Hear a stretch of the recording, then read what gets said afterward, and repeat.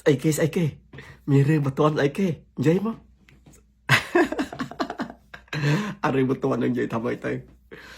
ខ្ជូយោណាកូតូតេណានីខ្ជូយោណាកូតូតេណានីស្អីគេអារឿងបន្ទាន់ស្អីគេឬក៏យើងនិយាយថាខ្ជូយោណាកូតូតេ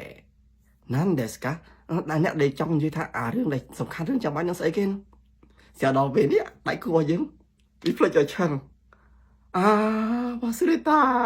ផ្លេចឲ្យឆឹង忘れたなんだっけផ្លេចឲ្យឆឹងស្អីគេណなんだっけស្អីគេណរនឹកអត្តកេដកេហ្នឹងគឺរនឹកស្អីមួយដល់ពេលនេះម៉ាそういうこともあるよねដៃគូរបស់យើងនិយាយស្តបវិញណាម៉ាそういうこともあるだねអារឿងចឹងក៏វាមានដែរបាទអញ្ចឹងអារឿងចឹងそういうこともあるんだよねそういうこともあるんだよねអារឿងចឹងក៏វាមានដែរអញ្ចឹងបាននេះហាក់អារឿងចឹងមានបាទយើងចង់និយាយអីហើយតែស្ដល់វានេះវាភ្លេចឲ្យឆឹងទៅភ្លេចចឹងដៃគូយើងថាអញ្ចឹងរឿងចឹងក៏មានដែរបាទអូខេបាយបាយ